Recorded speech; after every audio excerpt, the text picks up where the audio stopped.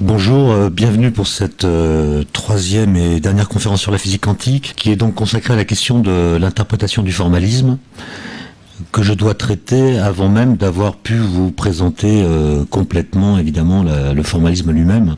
On n'en a vu que quelques aspects essentiels. On peut se demander pourquoi est-ce qu'en physique quantique on parle d'interprétation alors qu'en physique classique, la physique, disons, newtonienne ou galiléenne, la notion d'interprétation n'est que très rarement évoquée. Ben, c'est tout simplement qu'en physique classique, l'interprétation du formalisme, donc la relation en quelque sorte entre les équations qu'on utilise et les expériences ou les résultats d'expériences qu'on peut faire dans le monde physique, ben, cette relation est assez directe. On pourrait la formuler de façon très simple en disant que en physique classique, toute grandeur de la théorie a une contrepartie dans la réalité physique, que cette grandeur soit mesurée ou non. Et donc ce qu'on va appeler en physique quantique le problème de la mesure, qui va déclencher ces questions d'interprétation, ce problème n'existe pas en physique classique, au sens où, en physique classique, faire une mesure, c'est faire une sténographie de la réalité. C'est-à-dire, on enregistre une donnée qui est déjà là, on en mesure donc la valeur numérique, et le statut conceptuel de cette donnée existe dans le formalisme par le fait que, à chaque grandeur mesurée, correspond une variable physique qui a un statut bien défini dans le formalisme, c'est-à-dire dans l'ensemble des équations qu'utilise la théorie physique. Alors, comme on l'a vu la dernière fois au deuxième cours, en physique quantique, on n'utilise plus la notion de corpuscule. Les particules quantiques ne sont pas des corpuscules. Et donc cette notion s'efface devant la notion de vecteur d'état, donc d'une grandeur mathématique qui appartient à ce qu'on a appelé un espace de Hilbert, un espace vectoriel. Et donc on change complètement la représentation qu'on se fait des états physiques, ce qui pose la question du lien entre la représentation des systèmes physiques, dans l'espace abstrait qu'est l'espace de Hilbert, et puis les résultats des mesures qui sont faites dans l'espace physique à 3 dimensions. Comment établir la règle de correspondance entre le réel empirique, le réel dans lequel on fait des expériences, et puis les espaces mathématiques abstraits dans lesquels on fait des calculs qui permettent de prédire les résultats des mesures. Alors, il y a une question qui se pose aujourd'hui, qui est de savoir si ces règles de correspondance entre la description du monde et le monde lui-même, donc cette question d'interprétation, est-ce qu'elle doit être considérée comme une sous-théorie à l'intérieur même de la théorie quantique? C'est ce que pensent certains physiciens aujourd'hui, c'est-à-dire la question d'interprétation est en fait une question que le formalisme permet de résoudre. Ou bien est-ce qu'on doit considérer que elle est un commentaire inspiré de thèses philosophiques présentes a priori, alors qu'il s'agisse des thèses de Kant qui est souvent évoquée, ou bien de Kierkegaard, ou bien de Platon, ou d'autres. Autrement dit, est-ce qu'on doit considérer que l'interprétation, comme le pensaient les pères fondateurs de la physique quantique, ce que on a évoqué lors du premier cours, eux ils pensaient qu'il fallait s'inspirer des thèses de Kant, peut-être les aménager, mais il fallait partir de thèses philosophiques a priori pour interpréter la physique quantique convenablement. Et aujourd'hui, il y a un certain nombre de physiciens qui pensent que la question d'interprétation sera réglée en utilisant les règles mêmes du formalisme. Donc l'interprétation pourrait être intégrée dans le formalisme lui-même. Alors, pourquoi est-ce que très vite, quand je dis très vite, c'est à partir des années 25, 26, 27, les physiciens se sont rendus compte qu'ils allaient devoir affronter ce problème de l'interprétation? Eh bien, c'est lié, comme on va le voir, au principe de superposition que j'ai évoqué la dernière fois, qui est le principe de base de la physique quantique, qui donne à la physique quantique son efficacité. C'est ce principe de superposition qui permet de comprendre la structure de l'atome, qui permet de comprendre comment un atome absorbe ou émet de la lumière, et qu'on utilise en théorie des champs aujourd'hui pour décrire le comportement non seulement de l'atome, mais aussi des particules élémentaires, qu'elles soient présentes dans l'atome ou non. Donc c'est vraiment le principe de base de toute la physique contemporaine. Quand on met de côté la gravitation, dont je rappelle qu'elle n'est toujours pas susceptible d'un traitement quantique. Elle reste traité par la relativité générale, la théorie d'Einstein, et n'a toujours pas été unifié à la physique quantique. Donc, ce principe de superposition, pour dire les choses de façon très résumée, est utilisé pour la description de 3 des 4 interactions fondamentales de la nature. L'électromagnétisme et les 2 interactions nucléaires. Alors ce qu'on va voir, c'est que ce principe de superposition, dont on a déjà dit qu'il donne à la physique quantique son efficacité, est aussi à la base de tous les problèmes qu'elle pose depuis 70 ans. Et plutôt que de faire un historique complet de cette problématique, je vais essayer de résumer le débat par une seule expérience de pensée dont on va voir qu'elle amène à des contradictions, enfin à des conclusions difficiles à accepter. Donc je vais prendre une particule, par exemple un électron, dont je suppose qu'il peut exister avec 2 états internes possibles. Par exemple, on a parlé du spin la dernière fois. Un électron, quand on mesure son spin, on peut trouver on peut trouver 2 valeurs possibles. Soit le spin qu'on mesure selon une certaine direction de l'espace vaut 1/2 de h bar, h bar étant la constante de Planck divisée par 2pi, ou bien moins 1/2 de h bar. Donc quand vous faites une mesure du spin de l'électron, vous tombez sur l'une ou l'autre de 2 valeurs possibles seulement. Et donc on va dire que l'état de spin de l'électron a 2 valeurs possibles. Soit l'électron est dans l'état A, c'est son spin vers le haut, 1/2 de h bar. Soit l'électron est dans l'état B, c'est son spin vers le bas, moins 1/2 de h bar. D'accord? Donc l'électron a 2 états internes possibles. Je dis interne parce que le spin est une propriété intrinsèque de l'électron, donc il y a 2 états possibles, A ou B. Bon. Et cet électron qui a 2 états internes possibles, je l'envoie dans un tube que j'appelle grand I. Donc il vient de la gauche, il entre dans le tube, et là, il y a un dispositif que je n'ai pas représenté sur la figure, qui s'appelle un appareil de Stern et Gerlach. Bon, concrètement, c'est une configuration de champ magnétique qui fait que si l'électron a un spin vers le haut, il va partir vers le haut dans le canal grand A, et si l'électron a un spin vers le bas, c'est-à-dire s'il est dans l'état B, il va partir dans le canal grand B. Autrement dit, c'est un dispositif qui oriente la trajectoire de l'électron en fonction de la mesure qu'il fait de son spin. Une sorte d'aiguillage, si vous voulez. Alors, pour décrire l'état complet de l'électron, je dois aussi préciser sa localisation. L'état complet, ce n'est pas simplement son état interne, c'est aussi dans quelle zone d'espace il se trouve. Et je ne vais pas trop me compliquer la vie, je vais décrire l'état complet de l'électron comme étant le produit de son état interne par sa localisation. Donc un électron qui est dans l'état interne petit a et qui est dans le canal grand I, je le décris par un vecteur d'état qui est le produit, dans un certain sens, de l'état interne par la localisation, c'est-à-dire AI. Et compte tenu de ce que je viens de dire sur la fonction de l'appareillage que je n'ai pas représenté sur la figure, le Stern et Gerlach, un électron qui arrive dans l'état petit a grand I, bien, va partir dans le canal grand A, c'est-à-dire que son état va devenir petit a grand A. Son état interne n'est pas changé, il garde la même orientation pour son spin, simplement il change de localisation. De même, s'il arrive dans l'état complet petit b grand I, il part dans le canal grand B et son état devient petit b grand B. D'accord ? Donc vous voyez, de façon symbolique, j'ai écrit de façon très condensée la fonction de l'appareil que je n'ai pas représenté qui aiguille la trajectoire de l'électron en fonction de l'état de son spin. Et jusqu'ici tout va bien, mais c'est maintenant que je peux utiliser le principe de superposition, dont je vous rappelle que ce principe disait que si A et B sont 2 états possibles d'un système, A plus B est également un état possible du système. Donc je peux fabriquer un électron qui est dans l'état A, un électron qui est dans l'état B, je peux aussi fabriquer un électron qui est dans l'état A plus B. Et la question qu'on va se poser, c'est qu'est-ce que ça veut dire A plus B ? Qu'est-ce qu'une superposition quantique ? Alors, ces électrons que j'ai fabriqués dans l'état A plus B, je les envoie dans le canal grand I.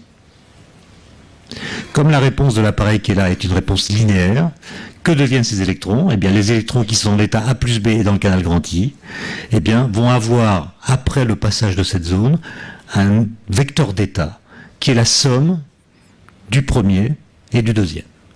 Autrement dit, les électrons vont se trouver dans l'état petit a grand A plus petit b grand B. Et toute la question d'interprétation de la physique quantique consiste à se demander qu'est-ce que ça veut dire? Qu'est-ce que veut dire petit a grand A plus petit b grand B? Alors on peut tenter plusieurs explications ou interprétations. On voit que cette somme mélange du A et du B. Et on pourrait donc se dire que l'électron, c'est comme un fluide. Hein, si vous avez des tuyaux disposés de cette façon, vous envoyez un liquide ici, il y a une partie du liquide qui va dans grand A, une autre partie du liquide qui va dans grand B, donc le liquide s'est divisé en deux sous-liquides, si on peut dire, qui sont localisés de façon séparée. Bon. On pourrait se dire que pour l'électron, c'est la même chose. Que finalement, on s'est trompé, c'est pas une particule élémentaire, c'est une particule qui est sécable. Et imaginez qu'il y a un bout de l'électron qui va dans grand A, puis un bout de l'électron qui va dans grand B. Le problème, c'est que si on met ici ce qu'on appelle un photomultiplicateur, c'est-à-dire un appareil qui est capable de détecter un électron, on en met un ici, sur le canal grand, au bout du canal grand A, un autre ici, au bout du canal grand B. Et bien, quand on entend un clic, c'est-à-dire le passage d'un électron ici, on n'en entend jamais ici. Et réciproquement, quand on entend un clic ici, on n'entend pas de clic là.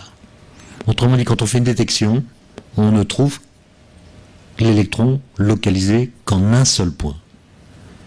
Il apparaît soit là, jamais aux deux à la fois. Donc il est bien indivisible.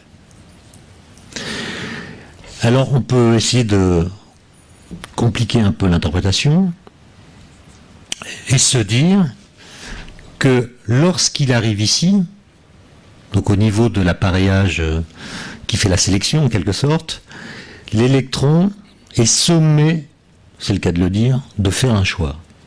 Il est sommé de prendre position. C'est-à-dire que quand il arrive là, il est en quelque sorte obligé de choisir entre l'état A et l'état B. Il ne peut pas rester dans cette espèce de superposition ambivalente. Il est obligé de choisir une valeur précise et bien déterminée de son spin. Et on pourra imaginer que s'il choisit A, alors il ira dans le canal grand A. Et s'il choisit B, il ira dans le canal grand B. Donc admettons que ce soit bien ça qui se passe. Et on va simplement compliquer un peu l'expérience en se disant que le canal grand A, on va le refermer sur le canal grand B, comme ceci, pour que les deux chemins aboutissent tous les deux dans un nouveau canal que j'appelle I'. Et j'imagine qu'il se passe ici ce que je viens de décrire. Et j'imagine qu'au lieu d'envoyer un seul électron, je vais en envoyer grand N, un grand nombre, qui sont tous dans le même état initial. Donc ils sont tous dans l'état A plus B grand I, et voilà, ils arrivent là. Il y en a certains qui choisissent A, ils font ce chemin. Les autres choisissent B, ils font ce chemin. D'accord? Si cette interprétation est exacte, ça signifie que dans le canal I', j'ai un mélange de deux populations. C'est-à-dire que j'aurai des électrons qui seront dans l'état AI', c'est ceux qui auront choisi ce chemin, et puis des électrons qui sont dans l'état BI', c'est ceux qui ont choisi le deuxième chemin. Autrement dit, si cette interprétation est exacte, chaque électron qui est dans I' a un état interne bien déterminé. C'est soit A, soit B. Et donc j'ai une population qui mélange deux catégories d'électrons, ceux qui sont dans AI' et ceux qui sont dans BI'. Bon. Le problème, c'est que cette façon de voir ne tient pas. Elle ne tient pas. Pourquoi? Je ne peux pas vous le démontrer simplement, il faut faire des calculs, mais elle tient dans le fait que si vous calculez la valeur moyenne d'une certaine grandeur, en l'occurrence la valeur du spin selon la direction de propagation, donc selon l'axe horizontal ici, quand vous calculez la valeur moyenne du spin sur cette population, donc sur ce mélange que j'ai fabriqué à partir de l'interprétation que je viens d'évoquer, vous obtenez une valeur qui n'est pas la même que si vous calculez cette valeur moyenne sur l'état A plus BI', c'est-à-dire l'état que vous obtenez quand vous ne faites aucune hypothèse sur ce qui se passe ici. Autrement dit, de ce désaccord, vous pouvez déduire qu'un état de type A plus BI', c'est-à-dire une superposition quantique d'états, n'est pas un mélange. Donc quand vous avez un état A plus B, ça ne signifie pas que c'est un mélange du A et du B. Quand l'électron est dans l'état de spin A plus B, ça ne signifie pas qu'il est un peu vers le haut et un peu vers le bas, ou même qu'il est à une valeur nulle qui serait la moyenne entre les deux possibilités. Donc la grande leçon qu'il faut retenir de ceci, c'est qu'une superposition quantique n'est pas un mélange des deux états qu'elle combine. Ça peut même être plus que deux états, ça peut être un nombre infini d'états. Ce n'est pas un mélange de tous les états possibles. Que dit la physique quantique? Enfin, que dit l'interprétation orthodoxe de la physique quantique? Elle dit que lorsque vous avez un électron qui est dans cet état, c'est-à-dire dans un état superposé, elle dit que si vous faites une mesure de la position de l'électron ou bien de son état de spin, vous avez une chance sur deux de trouver l'électron dans le canal grand A avec l'état interne petit a, et une chance sur deux de trouver l'électron dans le canal grand B avec l'état interne petit b. D'accord? C'est tout ce qu'elle dit. Elle dit, si vous faites une mesure, voilà la probabilité que vous obteniez tel ou tel résultat. Si vous ne faites pas de mesure, l'état de l'électron est un état ambivalent, indéterminé, et son spin, par exemple, est une grandeur qui n'a pas de signification physique. Puisque le spin, il peut être A ou B, on ne sait pas très bien comment quelle est sa valeur, indépendamment d'une mesure qu'on peut faire sur lui. Alors ça pose des problèmes terribles, parce que, regardez, admettons que je fasse une mesure, et je trouve que l'électron est dans l'état interne petit a. Ça veut dire qu'il apparaît dans le canal grand A, et aussitôt après la mesure, je peux dire que l'électron est dans l'état interne petit a et dans le canal grand A. Ça veut dire que son vecteur d'état, aussitôt après la mesure, c'est petit a grand A. Je vous rappelle qu'avant la mesure, c'était ça. Ça veut dire que le fait de faire une mesure a changé la représentation mathématique de l'électron. Avant, c'était petit a grand A plus petit b grand B. Après, c'est petit a grand A. Ça veut dire que le fait de faire une mesure dans l'espace physique à 3 dimensions a modifié la représentation mathématique de l'électron dans l'espace de Hilbert. La mesure change la description de l'électron. Réciproquement, si je le trouve ici dans le canal grand B avec l'état interne petit b, ça signifie qu'après c'est petit b grand B, d'accord, cet état-là. Et donc là encore, la mesure a modifié la représentation mathématique de l'électron. D'accord ? Il y a eu ce qu'on appelle, enfin ce que Heisenberg a appelé en 1927, une réduction du paquet d'ondes. Avant, on avait une somme. Après, il n'y a plus qu'un des deux termes de la somme qui subsiste. Donc la mesure a modifié, a réduit le nombre de termes qu'on trouve présents dans la somme. Autrement dit, le vecteur d'état a l'air de nous indiquer l'ensemble des résultats possibles d'une expérience, sans préciser ce que sont les valeurs des variables qui seront mesurées par cette expérience, qu'elles restent indéterminées. Et ça, c'est des choses que des physiciens comme Einstein, Schrödinger, De Broglie et quelques autres ne pouvaient pas accepter. L'idée qu'une mesure, au lieu d'être une simple sténographie de la réalité, modifie ou même détermine les propriétés qui sont mesurées, c'est une idée absurde. Pour Einstein et pour quelques autres, une mesure est une opération passive. Une mesure en physique enregistre une grandeur qui est déjà là et déjà bien déterminée. Et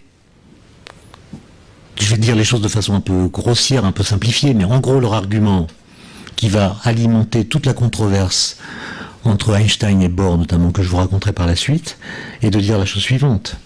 Si je fais une mesure qui me donne, premier cas de figure, petit a grand A, ça veut dire, je répète, qu'aussitôt après la mesure, le vecteur d'état de l'électron, c'est petit a grand A.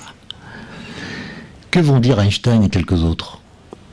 Ils vont dire, mais juste avant la mesure, l'état de la particule, c'était déjà petit a grand A.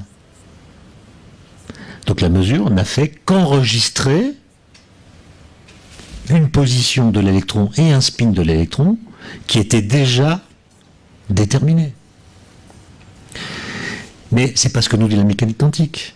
La mécanique quantique, elle nous dit non, avant la mesure, c'était ça. Donc il y a un problème. Que va dire Einstein? Il va suggérer l'idée que la mécanique quantique est incomplète. C'est-à-dire que le vecteur d'état qui décrit l'électron ne nous dit pas tout ce que nous sommes en droit de savoir de son état physique. Autrement dit, le formalisme de la mécanique quantique oublie des choses. Décrire l'état d'une particule par son vecteur d'état, c'est ne pas tout décrire de son état. Et même si l'idée n'est pas d'Einstein, ça va engendrer des recherches autour de ce qu'on appelle des variables cachées. C'est-à-dire, les gens vont dire, la physique quantique est incomplète, il manque, pour décrire l'état complet de l'électron, un certain nombre de données qui nous sont cachées, et qu'on va appeler des paramètres cachés ou des variables cachées. Par exemple, je caricature un peu, mais c'est pour que vous compreniez bien, je vous demande de rester concentré, hein, parce que après ça va se compliquer un peu, le raisonnement va être un peu compliqué. Bon. Imaginons que un électron, ou l'état d'un électron, soit décrit par son vecteur d'état, plus un paramètre caché, supplémentaire, qui n'a pas d'écho dans le formalisme de la physique quantique. C'est-à-dire un paramètre qui existe physiquement, mais qui n'existe pas dans le formalisme quantique. Ce paramètre, je vais l'appeler lambda. Et pour simplifier, je vais imaginer qu'il ne peut prendre que deux valeurs possibles, qui sont plus 1 ou moins 1. S'il vaut plus 1, ça veut dire que lors de la mesure, l'état de l'électron, ça sera petit a grand A. S'il vaut moins 1, ça sera petit b grand B. D'accord?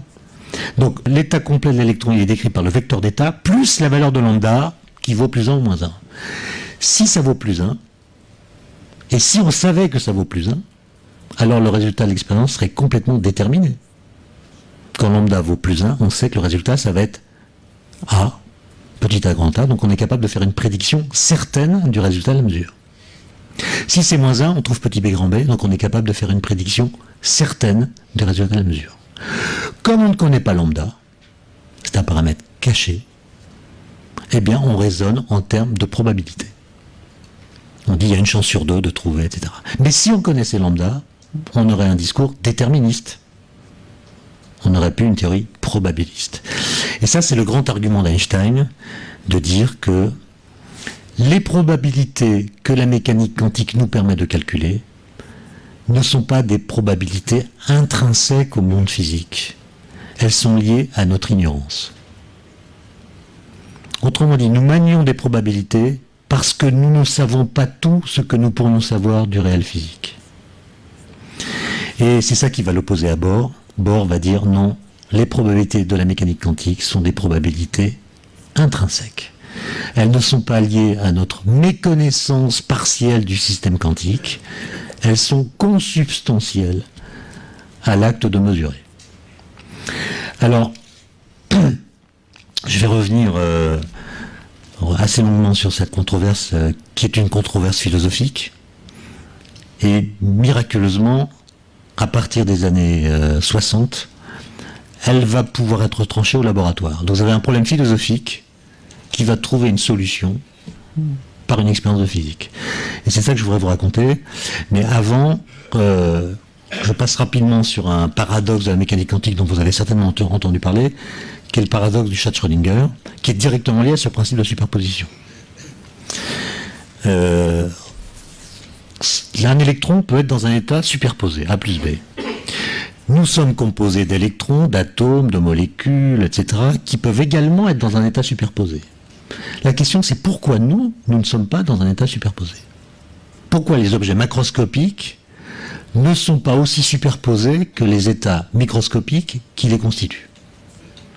Moi, j'ai une position dans l'espace qui est à peu près localisée, vous aussi. Je suis pas en A plus B, où A serait Étienne Klein ici à la Villette et Étienne Klein à Chamonix. Enfin, hélas, parce que c'est bien de pouvoir dire on est bien localisé. Pourquoi est-ce qu'on est bien localisé alors que nos particules ne le sont pas? Et Schrödinger, il a une correspondance avec Einstein très, très suivie pendant pas mal d'années. Et en 1935, il a repris en fait une idée d'Einstein. C'est Einstein qui a eu l'idée de trouver un stratagème qui transporte le problème de la superposition qui existe à l'échelle microscopique en un problème qui existe aussi à l'échelle macroscopique. Einstein avait imaginé un baril de poudre au bord d'exploser, donc qui est dans un état ambivalent, et Schrödinger a eu le génie de transposer ce problème à celui d'un chat, donc un être vivant, donc c'est plus impressionnant, qui est le chat de Schrödinger. D'accord? Donc vous avez par exemple ici un atome radioactif dans une boîte, vous mettez un chat dans la boîte, une fiole de poison, et vous fermez la boîte, le chat est dedans, il est vivant, et vous savez que la période radioactive de l'élément étant de, je sais pas moi, de 2 jours, si vous attendez 24 heures, donc une journée, la probabilité que l'atome se soit désintégré vaut 1,5, et la probabilité qu'il ne se soit pas encore désintégré vaut également 1,5. Et donc si vous décrivez l'état quantique de l'atome radioactif en question, il est la somme, la superposition, d'un atome qui s'est désintégré et d'un atome qui ne s'est pas désintégré. Donc il est dans un état superposé, A plus B. A, l'atome s'est désintégré, B, l'atome ne s'est pas désintégré. Il ne s'est pas désintégré à moitié, hein. Je vous rappelle, une superposition, ça n'est pas un mélange. Donc vous ne pouvez pas dire qu'un atome dans un état superposé, c'est un atome qui s'est un petit peu désintégré. D'accord? Il y a une chance sur 2 qu'il l'ait fait, une chance sur 2 qu'il ne l'ait pas fait. Point barre. D'accord? S'il s'est désintégré, alors il a été détecté par un dispositif qui fait tomber un marteau, non représenté sur la figure, qui casse la fiole de poison. Et si la fiole de poison est cassée, le poison se répand dans la cage et le chat meurt. D'accord? Et donc vous avez tout un stratagème de causes, toute une succession de causes et d'effets qui fait que si l'atome est dans un état superposé, la fiole de poison est dans un état superposé et le chat aussi. Et donc le chat est décrit quantiquement comme étant la somme d'un chat vivant et d'un chat mort. Un chat vivant, c'est pas un chat qui est dans un état superposé vivant plus mort, c'est pas un chat à moitié mort. Ou qui serait mort dans la partie basse de son corps et vivant dans la partie haute ou l'inverse.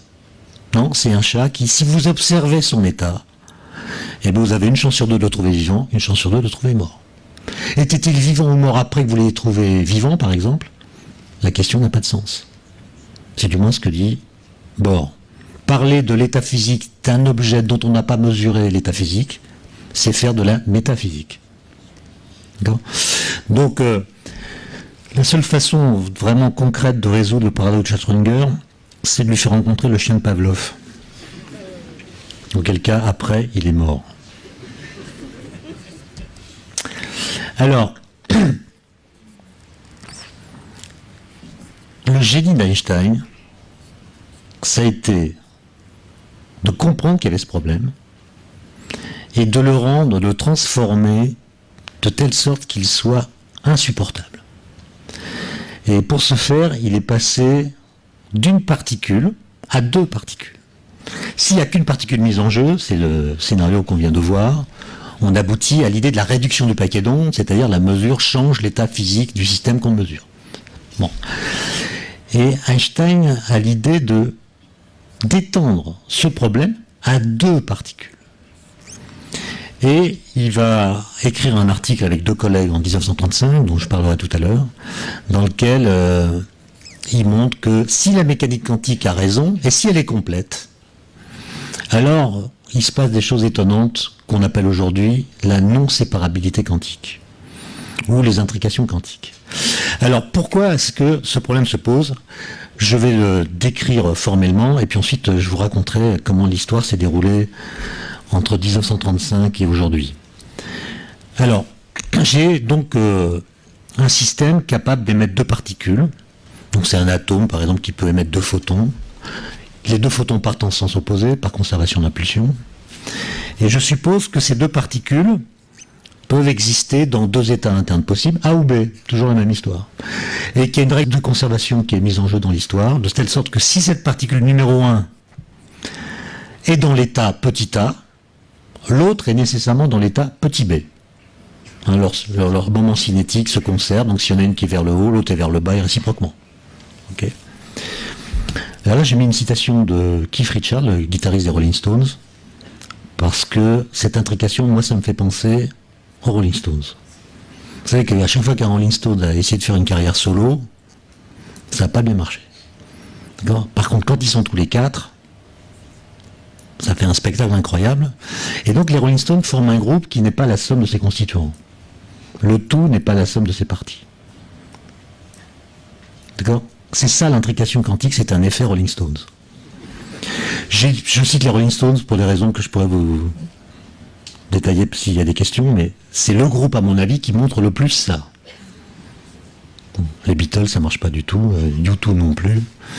Bon. Alors, je reviens à mon histoire. Imaginons que c'est la particule numéro 1 qui part avec le spin petit a. Du coup, la particule numéro 2 part avec le spin petit b. Comment est-ce que je décris le vecteur d'état des deux particules ensemble? Là, il y a une règle quantique qui dit que vous devez faire le produit. Donc, le vecteur d'état de la paire de particules, 1 et 2, c'est le produit du vecteur d'état de la première particule, qui est dans l'état A en l'occurrence, par le vecteur d'état de la deuxième particule qui est dans l'état B. D'accord? Vous voyez que là, on a une paire qui est égale à la somme de ses parties, c'est-à-dire la particule 1 a un état bien déterminé, c'est petit a, la particule 2 a un état bien déterminé, bon, etc. Et la paire en question, c'est la somme des deux, c'est la conjonction des deux. Les deux particules ont chacune un état bien défini et la paire également. Maintenant, il y a une autre possibilité, c'est que ce soit la particule 2 qui parte avec l'état interne petit a. Et du coup, c'est la 1 qui part avec le B. Donc il y a une deuxième possibilité, c'est que l'état qui décrit la paire, ce soit psi de 1, au lieu de psi 1, 2, où la 2 a l'état A et la 1 l'état B. D'accord? Mais en fait, je ne sais pas laquelle part avec le A et laquelle part avec le B. En plus, les deux particules sont indiscernables. Donc je dois là aussi faire jouer le principe de superposition et dire que tant que je n'ai pas fait de mesure sur l'une ou l'autre de ces deux particules, le vrai vecteur d'état de la paire de particules, c'est la somme psi 1, 2 plus psi 2, 1. D'accord? Vous faites jouer le principe de superposition comme d'habitude. D'accord? Et vous voyez que là, ça devient très embêtant. Parce que quand la fonction d'onde ou le vecteur d'état de la paire est bien défini, les particules qui sont censées la constituer sont dans des états internes non définis. Vous connaissez parfaitement le vecteur d'état de la paire, mais vous êtes incapable de me dire si c'est la particule 1 qui est dans l'état A ou si c'est la particule 2. Parce que les deux possibilités cohabitent en quelque sorte dans cette superposition. D'accord? Donc la description du tout, c'est-à-dire de la paire de particules, n'est pas équivalente à celle de ses parties.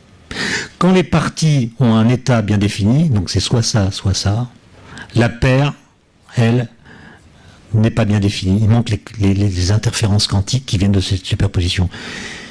Qui viennent ce qu'on appelle les corrélations. Il manque, ce qu'on appelle les corrélations quantiques. Donc quand vous connaissez bien la paire, vous ne connaissez pas bien les parties. Et quand vous connaissez les parties, il vous manque les corrélations qui interviennent quand c'est la paire qui joue en entier. Et c'est ce phénomène d'intrication qui va donner lieu à la non-séparabilité quantique. Alors, vis-à-vis de ce débat, je le dis rapidement, il y a en fait trois attitudes possibles. La première, c'est l'attitude positiviste, qui consiste à dire quand vous me parlez de la réalité, indépendamment de la connaissance que j'en ai, vous faites de la métaphysique. Et donc vous tenez des discours qui ne sont pas scientifiques. La seule chose que la physique doit faire, c'est de me permettre de prédire correctement les résultats des expériences. Ça, la physique quantique le fait fort bien, donc il n'y a plus rien à dire. C'est comme ça et c'est pas autrement. La physique, elle décrit notre interaction avec le monde physique, et non pas le monde physique lui-même. Et donc ça sera l'attitude qui deviendra ce qu'on appellera à partir des années 27 l'interprétation de Copenhague, parce que Bohr était danois et on a repris le nom de sa ville pour désigner cette interprétation qui sera l'interprétation majoritaire.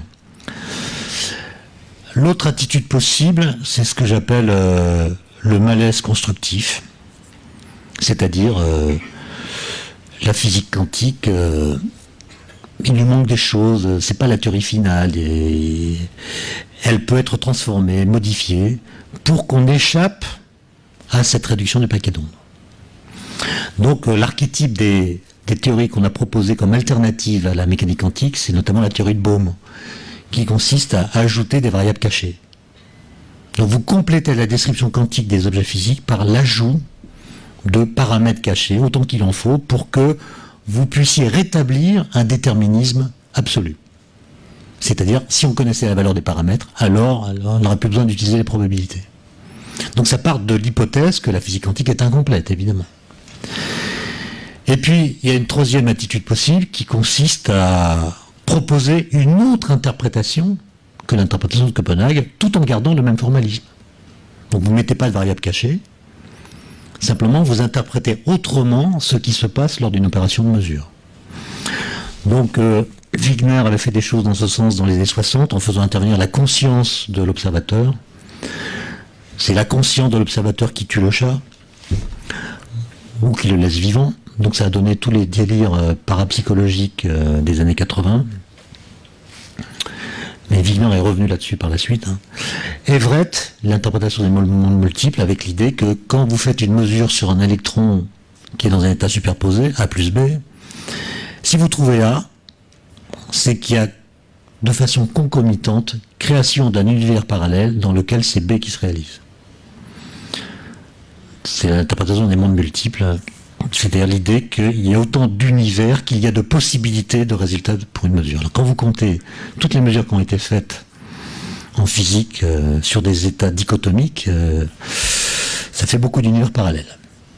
Donc si vous êtes heureux dans cet univers, il y a peut-être un univers où vous êtes malheureux. À chaque fois que vous faites un choix, eh bien, si c'est une des possibilités qui est choisie, ça veut dire que dans un autre univers, c'est l'autre possibilité qui a été réalisée. Bon. Alors, simplement, on peut discuter pendant des milliers d'heures de tout ça, des gens l'ont fait, il y a des millions d'articles sur ces sujets. Simplement, il y a deux nouvelles conditions limites. C'est-à-dire, il y a deux événements, si vous voulez, qui sont produits récemment, qui font qu'on doit en tenir compte quand on parle des questions d'interprétation de la physique quantique. Ces événements correspondent donc à ce qu'on pourrait appeler des découvertes philosophiques négatives. C'est-à-dire c'est des contraintes qui viennent de la physique et qui font que tous les discours ne sont plus possibles. La première contrainte, elle date de 81, c'est une expérience que je vais vous décrire tout à l'heure, qui a abouti à ce constat expérimental de la non-séparabilité quantique. Et puis, depuis une dizaine d'années en gros, il y a une nouvelle théorie ou un nouveau modèle qu'on appelle la théorie de la décohérence, qui résout en partie le paradoxe du chat de Schrödinger. Bon, je ne vais pas en parler, je l'évoquerai s'il y a des questions la concernant, mais en gros, c'est une interprétation de la mesure qui est issue du formalisme quantique lui-même, et qui montre que si on a un état macroscopique, donc un état qui est constitué par un grand nombre de particules, alors le couplage entre cet objet macroscopique et son environnement, l'environnement c'est le rayonnement, c'est le vide quantique, etc., c'est tout ce qui baigne autour de l'objet, mais l'environnement agit comme s'il mesurait constamment le système.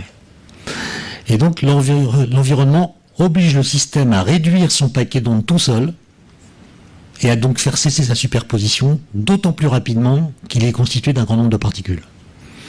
Et quand vous faites le calcul pour un chat, le chat a tellement d'atomes, de molécules, d'électrons, etc. en son sein, que la décohérence est très rapide. Et donc on comprend pourquoi un chat est classique. On comprend pourquoi le chat étant quantique, en fait tout se passe comme s'il était classique. Et on ne voit que des chats vivants ou morts. Et non pas des chats qui seraient dans des états superposés. Donc le chat de Schrödinger, on peut considérer qu'il est dans un état quasi classique, et c'est compris grâce à cette théorie de la décohérence. Alors, maintenant je vais me rapprocher de mes notes parce que je veux pouvoir faire les choses dans les temps, et si je bavarde, je vais m'égarer. Je vais essayer de vous raconter comment on est arrivé à ce constat expérimental en 1981, qui n'a cessé d'être confirmé depuis, de la non-séparabilité quantique. C'est en fait un des débats sur la physique les plus importants du XXe siècle. C'est plus fort intellectuellement que la controverse entre Einstein et Bohr est plus forte intellectuellement que la controverse entre Chirac et Balladur, par exemple. Hein? Alors, comment ça s'est passé?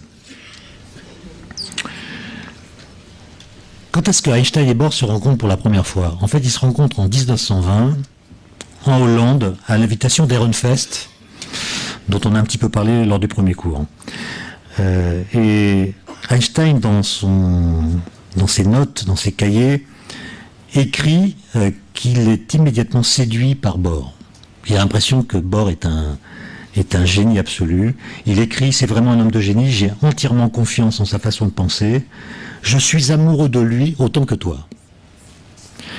Mais au cours des années suivantes, il y a des nuances qui apparaissent entre Einstein et Bohr, et à partir de 1927, Einstein ne fait plus tout à fait confiance en la façon de penser de Niels Bohr.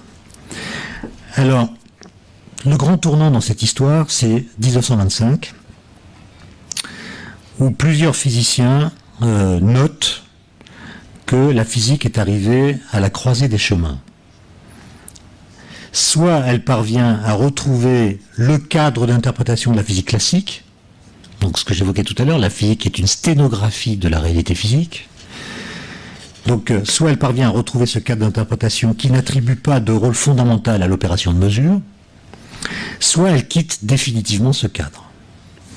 Et Ehrenfest, qui était un grand physicien mais aussi un fin psychologue, a eu en 1925 une intuition qui est que cette grande affaire de l'interprétation de la physique quantique, il sent qu'elle va se jouer entre Einstein et Bohr. Il a compris que c'est ces deux-là qui allaient s'affronter autour de cette question de façon plus intense que d'autres physiciens comme Dirac ou Schrödinger ou Pauli.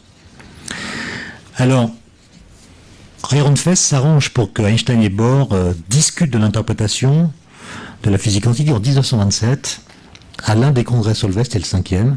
Les congrès Solvay, c'était ces congrès annuels qui étaient financés par un industriel du sucre à l'hôtel Métropole à Bruxelles.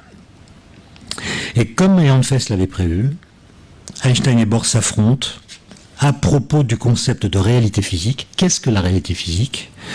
Et à propos de ce que l'on peut en dire et en connaître.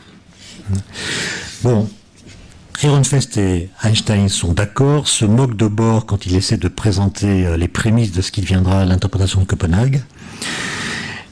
Et j'ai pas le temps de raconter tout ça, même si c'est passionnant. La question, c'est autour de quoi s'organise le débat philosophique qui oppose Einstein et Bohr. Alors Einstein, dès 1927, reconnaît que la théorie quantique est une théorie ingénieuse et il loue sans la moindre réserve son efficacité opératoire et sa portée pratique. Vous ne trouverez pas un texte d'Einstein dans lequel il dirait que la physique quantique est fausse. Il n'a jamais écrit cela, ni ne l'a pensé. Simplement, il dit qu'une théorie physique ne doit pas être jugée à l'aune de sa seule efficacité. Car une théorie physique n'a pas pour seule mission, si on peut dire, de prédire correctement les résultats des expériences. D'après lui, elle doit également dépeindre ce qu'il appelle les structures intimes du réel, c'est-à-dire le réel tel qu'il existe indépendamment de nous. Ce qu'Einstein appelle la réalité, c'est ce qui existe indépendamment de nous. Or, à ses yeux, la physique quantique ne remplit pas cette mission. Pour deux raisons que vous êtes en mesure de comprendre compte tenu de ce que je vous ai dit la dernière fois et aujourd'hui. Première raison, la théorie quantique stipule que si on connaît l'état d'un système physique, on ne peut généralement pas prédire le résultat d'une mesure, mais seulement calculer les probabilités d'obtenir tel ou tel résultat. Parmi tous les résultats possibles a priori, un seul est sélectionné par hasard par l'opération de mesure. Oui, ce que je ne vous ai pas dit tout à l'heure, c'est que quand on trouve petit A grand A dans la fameuse expérience que j'ai présentée, le choix au moment de la mesure est parfaitement aléatoire. C'est du moins ce que dit Bohr. D'où l'objection d'Einstein, Dieu ne joue pas aux dés, c'est pas le hasard qui décide d'un résultat d'une mesure en physique. Donc, pour Einstein, une bonne théorie physique est une théorie qui se doit d'éliminer le hasard, sinon de ses constructions, du moins de ses principes. Deuxièmement, c'est la deuxième objection d'Einstein, Einstein y tient à ce qu'on pourrait appeler le réalisme ordinaire des physiciens. C'est-à-dire, d'après lui, la physique se doit de défendre l'idée d'un monde réel dont les plus minuscules parcelles existent objectivement, comme existent les cailloux et les chaises, que nous les observions ou non. C'est-à-dire que nous devrions être en mesure de décrire un électron ou un atome comme s'il s'agissait d'une chaise ou d'un caillou. C'est-à-dire que nous pouvons leur attribuer des propriétés physiques qui ne dépendent pas de la connaissance que nous en avons. C'est-à-dire, nous pensons qu'un caillou a une position dans l'espace, que cette position existe même si nous ne la connaissons pas. De la même façon qu'une voiture sur une autoroute a une vitesse qui est bien définie, même si cette vitesse n'est pas mesurée. Maintenant, elles sont toujours mesurées, comme vous savez. Mais avant qu'il y ait des radars, on pensait quand même que les vitesses des voitures étaient bien déterminées, même si elles étaient inconnues. Donc pour Einstein, il y a des faits, des objets, des événements qui sont réels. J'insiste sur cette définition. Il écrit « Ils ne sont pas seulement des réalités pour nous, mais bien d'authentiques réalités tout court. » Or ce réalisme-là est laissé de côté par la physique quantique, comme on l'a vu, puisque, par exemple, le spin d'un électron n'est pas réel, n'est pas décrit comme réel tant qu'une mesure n'est pas faite sur sa valeur. Alors, qu'est-ce que Bohr lui rétorque en 1927 à ce congrès Solvay? Il rétorque qu'il ne faut pas considérer qu'il existe une réalité indépendante de l'appareil de mesure, car d'après lui, il est impossible d'obtenir une séparation nette entre le comportement des particules et leur interaction avec les appareils qui déterminent leurs conditions d'existence. Donc pour Bohr, la vitesse d'une particule n'est pas une propriété de la particule. La vitesse d'une particule est une propriété partagée entre la particule et le détecteur qui permet de la mesurer. De sorte que, d'après Bohr, ce qu'une théorie physique peut prétendre décrire, ce sont seulement des phénomènes incluant dans leur définition le contexte expérimental qui les rend manifestes et non une réalité prétendument objective. La physique ne décrit plus le réel, elle décrit le contexte dans lequel on entre en interaction avec le réel. Alors, ce débat est évidemment passionnant. Il va se poursuivre jusqu'à la mort d'Einstein en 1955. Bohr, lui, est mort en 1962. Mais en fait, ce débat, il a connu plusieurs temps forts, notamment un premier en 1935. grâce à un article de 4 pages seulement, écrit par Einstein et 2 de ses collaborateurs. Il était aux États-Unis à l'époque. Enfin, il était déjà aux États-Unis. Le premier, c'est Boris Podolsky, qui est en fait le rédacteur de l'article, et Nathan Rosen, un deuxième physicien. Et cet article, on l'appelle l'article EPR, du nom des initiales des 3 auteurs, Einstein, Podolsky, Rosen. C'est le seul article de la Physical Review dans lequel il n'y a pas de référence à la fin. Donc il ne cite personne. Une sorte d'article qui ne parle que des principes fondamentaux de la physique quantique et des déductions qu'on peut en tirer. Et paradoxalement, c'est l'article le plus cité de l'histoire de la physique. Tapez EPR sur Google et vous verrez l'impact qu'a pu avoir ce petit papier de 4 pages, impact bien supérieur à tout ce qui provient du réacteur expérimental EPR en construction en Normandie. Alors qu'est-ce que Einstein et ses co-auteurs font dans cet article? Eh bien, ils présentent pour la première fois une situation dans laquelle la mécanique quantique prédit des corrélations très fortes entre des particules éloignées l'une de l'autre. Ce que j'ai un peu montré tout à l'heure. Peut-être que je peux d'ailleurs revenir sur le schéma. Imaginez donc que la paire de particules soit dans cet état-là. D'accord? Je fais une mesure, par exemple ici, du spin de la particule 2. Je trouve B. Ça signifie que le vecteur d'état de la paire, c'est ça. Donc la mesure a tué ce terme. Il y a une réduction du paquet d'ondes. Mais ça signifie que dès lors que j'ai mesuré B pour la particule 2, aussitôt, le spin de la particule 1 devient A. Alors qu'avant, c'était pas A, c'était une chance sur 2 que ce soit A, une chance sur 2 que ce soit B. D'accord? Donc ça veut dire que cette mesure ici a déterminé l'état de la première particule, quelle que soit la distance qui les sépare. Donc pour Einstein, c'est pas possible ça. Ça signifie qu'il y a un signal qui part d'ici et qui va dire à la particule 1, moi j'ai choisi B, donc tu dois choisir A. Ce système, ce message ne peut pas aller plus vite que la lumière. C'est Einstein qui parle, il est le père de la relativité, il ne va pas admettre qu'un signal puisse aller plus vite que la lumière. Donc d'après lui, si on trouve B pour la particule 2, ça signifie que avant la création des 2 particules, plutôt au moment où elles ont été formées, la particule 1 était déjà dans l'état A, si on a trouvé que la 2 était dans l'état B. D'accord? Donc il manque une variable cachée, un lambda qui vaut plus 1 ou moins 1, et qui, a priori, s'il était connu, permettrait de dire quel sera le résultat d'une mesure du spin sur la particule 2, ou bien le résultat d'une mesure du spin sur la particule 1. Mais là, on a l'impression qu'il y a une sorte d'influence à distance, qui, dès lors qu'une mesure est faite sur l'une des 2 particules, vient influencer l'état de l'autre particule. Une sorte de corrélation qui s'établit entre les mesures faites sur l'une ou sur l'autre. Alors,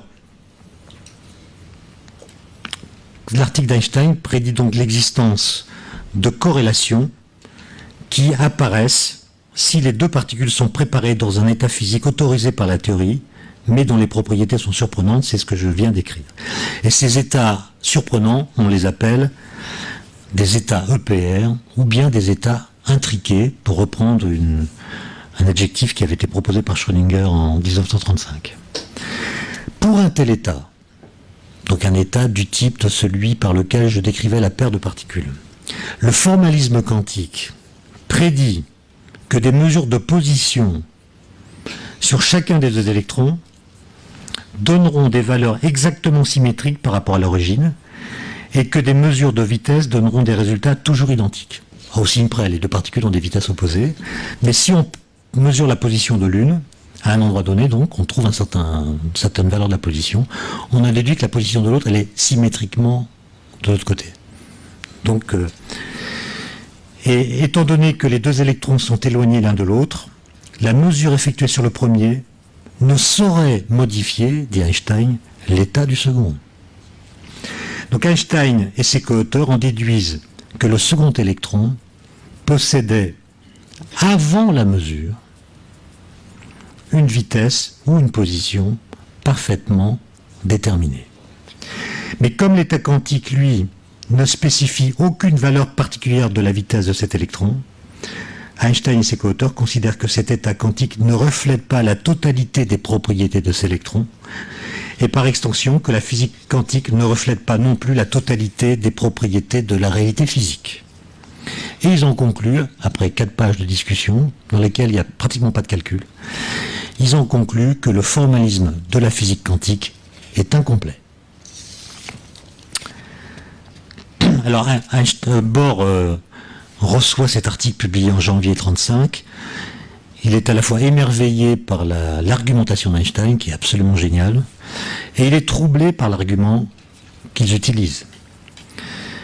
Car cet argument, le passage de une particule à 2 particules, auquel il n'avait pas lui-même songé, s'appuyait explicitement sur le formalisme quantique, sans nullement le contester, car qu'à aucun moment de l'article, Einstein ne conteste le formalisme quantique, au contraire, il s'appuie sur lui, et il semblait en démontrer le caractère incomplet, inachevé, et donc provisoire. Donc Einstein considère que la physique quantique, elle marche très bien, mais un jour, on n'aura plus la compléter par une théorie plus fondamentale qui rétablira la réalité, le réalisme ordinaire des physiciens, en même temps que le déterminisme de la physique classique. Alors, Bohr va écrire un papier en février 1935 dans lequel il conteste quand même l'argumentation d'Einstein, mais l'article de Bohr est un article très difficile à lire. Moi, je le lis tous les ans pour essayer de m'en imprégner, mais en fait, c'est des intuitions, c'est confus, ça n'a pas la clarté de l'article PR, qui est une sorte de chef-d'œuvre d'argumentation. Simplement, Bohr a l'intuition que dans un état quantique de type EPR, on ne peut plus parler des propriétés individuelles de chaque électron, et cela même s'ils sont très éloignés l'un de l'autre. Autrement dit, Bohr a l'intuition de la non-séparabilité quantique qui interdit qu'on puisse parler séparément de l'un ou l'autre des 2 électrons qui forment une paire, dès lors qu'entre eux existent les corrélations prévues par la mécanique quantique. Alors, c'est évidemment un débat fondamental, et vous pensez peut-être que ce débat, qui touchait les fondements même de la physique du monde microscopique, a eu forcément un immense écho chez les physiciens. En fait, pas du tout. L'article, à l'époque, passe pratiquement inaperçu. À cette époque, la physique quantique allait de succès en succès, au niveau de l'atome, puis au niveau du noyau de l'atome. Et la plupart des physiciens se désintéressèrent de ces questions qui leur paraissaient académiques. Autrement dit, l'adhésion à l'une ou l'autre des 2 positions, celle d'Einstein ou celle de Bohr, leur semblait une affaire de goût personnel ou de choix épistémologique, sans que cela ait la moindre conséquence sur la mise en œuvre du formalisme quantique. Et Einstein lui-même ne disait pas qu'il fallait utiliser autrement la physique quantique, mais simplement changer la façon de la considérer et de l'interpréter. Donc à la limite, qu'on soit einsteinien ou bohrien, ça ne change pas l'usage que l'on fait de la physique quantique. Et donc les physiciens avaient tendance à considérer que c'était des problèmes philosophiques. Et en plus, il y avait l'espoir qu'au niveau du noyau des particules élémentaires qu'on découvrait petit à petit, on arriverait à fonder une nouvelle physique qui ferait de la physique quantique une physique éphémère, qui avait révolutionné la physique classique et puis ensuite été elle-même remplacée par une autre physique. Et pendant 30 ans, les termes du débat entre Einstein et Bohr ne furent guère modifiés. Le seul événement marquant fut le travail de David Bohm que j'ai évoqué, qui proposa une version de l'expérience de pensée EPR portant non plus sur des observables continus, vitesse et position, comme dans l'article d'Einstein, mais sur des observables discrètes, le spin, que j'ai utilisé tout à l'heure dans mon exemple, qui ne peuvent prendre que 2 valeurs, comme la projection du spin d'un électron sur un axe, ou comme la polarisation d'un photon mesurée le long d'une certaine direction. Vous voyez, l'article de 35, 30 ans de relative indifférence, et puis en 64, là il y a un deuxième temps fort grâce à un physicien irlandais, un physicien théoricien qui travaillait au CERN à l'époque, qui s'appelle John Bell.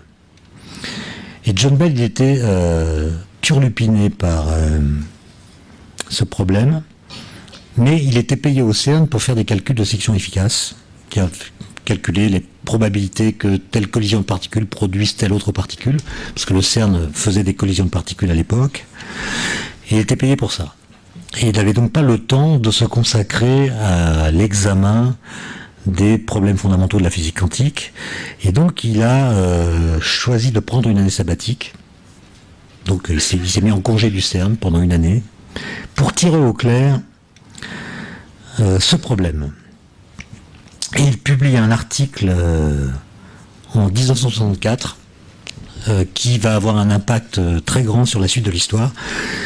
C'est un article vraiment génial lui aussi, mais pour comprendre ce qu'il contient, il faut revenir à l'article père lui-même.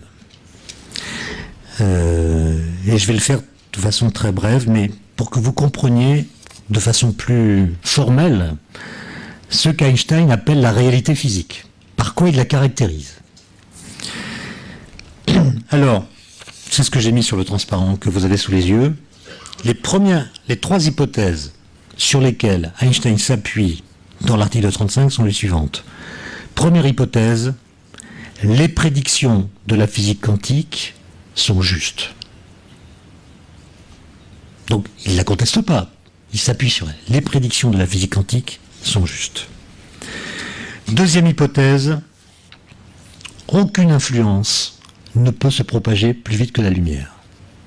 Ce qu'on appelle le principe de localité d'Einstein, qui prend donc en compte les acquis de la théorie de la relativité. On est en 1935, la relativité a fait ses preuves, et donc Einstein croit en ses propres travaux, ce qui est naturel. Qu'est-ce qu'implique ce principe? Qu'il y a des cas où l'on peut être certain que de deux événements, aucun n'influence l'autre. Vous avez deux événements qui se produisent dans l'espace-temps, il y a des situations où il est impossible que le premier événement influence le deuxième. Quand est-ce que cette influence est impossible? Eh bien, c'est lorsque les deux événements sont si lointains dans l'espace et si rapprochés dans le temps que la lumière n'a pas le temps de les relier. Par exemple, si dans une seconde, un événement important se produit dans la galaxie d'Andromède, je ne peux pas modifier cet événement parce que le signal que je pourrais envoyer sur cette galaxie pour empêcher cet événement, pour le modifier, n'aura pas le temps d'y arriver avant qu'il se soit produit. Donc ce sont des zones de l'espace-temps qui ne peuvent pas s'influencer mutuellement parce que la lumière n'a pas le temps de les relier. Aucun signal n'a le temps de les relier. Donc ces événements se passent chacun dans son coin d'espace-temps, sans qu'aucune relation causale puisse les connecter l'un à l'autre. C'est ce qu'on appelle depuis le principe de localité d'Einstein. Il y a des événements qui sont locaux, ils ne peuvent pas être affectés par des événements qui sont très loin d'eux ou très rapprochés d'eux dans le temps. Troisième hypothèse, c'est la plus importante. Si en ne perturbant, là je cite explicitement l'article d'Einstein, si en ne perturbant aucunement un système, donc je ne fais aucune mesure sur lui, on peut prédire avec certitude, c'est-à-dire avec une probabilité égale à 1, la valeur d'une quantité physique, alors il existe un élément de réalité physique correspondant à cette quantité physique. D'accord ? On voit que là, Einstein est en train d'essayer de restaurer l'interprétation de la physique classique à propos de la physique quantique. D'accord ? Si je suis capable avec certitude de prédire que l'électron va avoir un spin 1,5 quand je vais le mesurer, c'est que l'électron a vraiment en lui une propriété physique qui est son spin et qui vaut 1,5. Donc vous voyez que ces critères qui peut-être vous semblent compliqués, en fait, définissent une conception très générale de la réalité, qui est celle qu'on utilise dans la vie de tous les jours. C'est-à-dire que ce que fait Einstein là, c'est qu'il précise ce qu'il faut entendre par le concept d'objet réel. La définition qu'il propose peut vous sembler compliquée, mais elle est conforme au bon sens. Si je peux prédire le résultat de la mesure que je ferai d'une certaine propriété physique, et si ma prédiction est juste à tous les coups, alors j'ai tout lieu de penser que la valeur trouvée pour cette propriété n'est ni une hallucination, ni une chimère. Un élément de réalité doit nécessairement lui correspondre. Et le formalisme de la physique, lui, il doit être capable d'intégrer cet élément de réalité, que cet élément de réalité fasse ou non l'objet d'une mesure. Mais c'est là qu'est l'argument décisif. Et c'est à cette seule condition qu'une théorie physique peut, selon Einstein, être présentée comme complète. Alors, je vois vos têtes sans mes lunettes, donc je ne les vois pas bien, mais je comprends quand même que vous avez du mal à suivre. Donc on va prendre un exemple simple. Supposons que nous disposions de deux cartes. Une carte bleue et une carte verte. Et ces cartes, nous allons les placer chacune dans une enveloppe scellée. La carte bleue, je la mets dans une enveloppe. La carte verte, je la mets dans une deuxième enveloppe. Je bats les deux enveloppes, je les mélange. Je les bats comme on bat des cartes. Je donne une enveloppe à Paul et je donne l'autre enveloppe à Jules. Quand Paul ouvre son enveloppe, il découvre la couleur de sa carte. Vous êtes d'accord qu'avant qu'il fasse la mesure, la probabilité qu'elle soit bleue était égale à 1,5. La probabilité qu'elle soit verte était égale à 1,5. Le résultat qu'il obtient en ouvrant l'enveloppe est évidemment anticorrélé à celui qu'obtiendra Jules. Si la carte de Paul est bleue, celle de Jules sera verte, et réciproquement. Vous êtes d'accord avec ça? Il n'y a aucun paradoxe qui apparaît ici. La couleur de la carte de Paul et celle de Jules ont été tirées au sort au moment du mélange des enveloppes, et ce n'est pas le fait que Paul prenne connaissance de la couleur de sa carte qui détermine la couleur de la carte de Jules. Quand Paul ouvre sa carte, son enveloppe, il trouve bleu. Pourquoi? Parce qu'au moment du mélange, c'est la carte bleue qui a été dans l'enveloppe qu'on lui a donnée. Donc il trouve la carte bleue parce que son enveloppe a toujours contenu la carte bleue. Et c'est ce type d'argument que l'hypothèse C d'Einstein condense. Il y a un élément de réalité physique associé à la couleur de la carte de Jules, puisque sans la perturber en quoi que ce soit, c'est-à-dire sans ouvrir l'enveloppe de Jules, on est capable de déterminer la couleur de sa carte. Il suffit pour cela de demander à Paul son propre résultat. D'accord? Paul, en ouvrant son enveloppe, découvre la couleur de sa carte et aussitôt, il connaît la couleur de la carte de Jules. Même si Jules n'ouvre pas son enveloppe, même si Jules est parti à 1 million d'années-lumière de Paul. D'accord? Donc voilà ce que dit Einstein. Si je suis capable de prédire avec certitude la couleur de la carte de Jules, sans faire de mesure sur la couleur de la carte de Jules, alors la couleur de la carte de Jules est un élément physique qui existe dans la réalité, indépendamment de la connaissance que j'en ai ou des mesures que je peux faire sur ce système. Et ce que Einstein démontre ensuite dans l'article, c'est que l'application de ce critère de réalité à la théorie quantique, qu'il postule exact, conduit au paradoxe EPR. Plus précisément, il démontre que l'ensemble des hypothèses A, B, C, lorsqu'on les applique à l'expérience de pensée que j'évoquais tout à l'heure, conduit à attribuer au sous-système, par exemple les éléments d'une paire de particules, des propriétés dont le formalisme quantique ne rend pas compte. Autrement dit, quand je prends ce critère de réalité, j'attribue aux électrons de la paire un état de spin bien défini, alors que la mécanique quantique ne leur attribue pas un état de spin bien défini. D'accord ? Autrement dit, ce critère de réalité conduit à affecter aux particules des propriétés physiques dont le formalisme ne rend pas compte.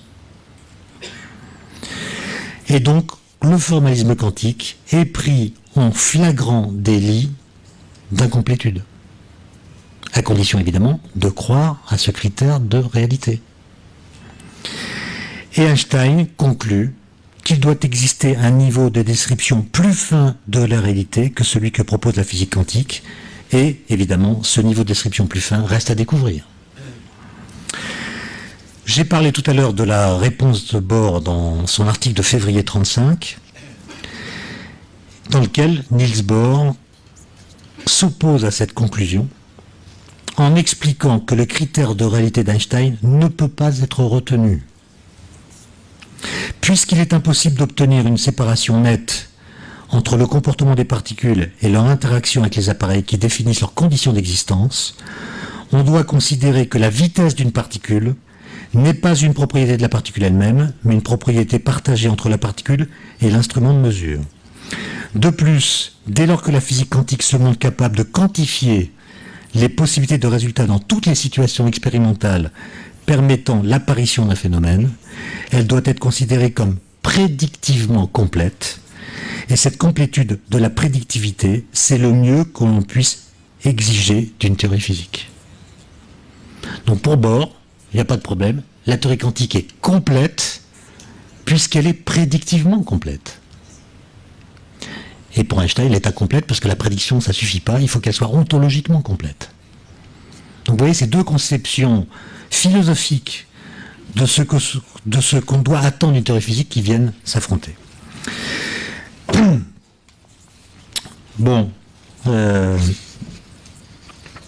maintenant, j'en viens à John Bell, simplement en vous disant auparavant que il y a deux physiciens essentiellement qui ont essayé de travailler dans le sens que préconisait Einstein, c'est-à-dire qui ont essayé de compléter la physique quantique en introduisant des variables cachées supplémentaires, qui sont Louis de Broglie et David Bohm.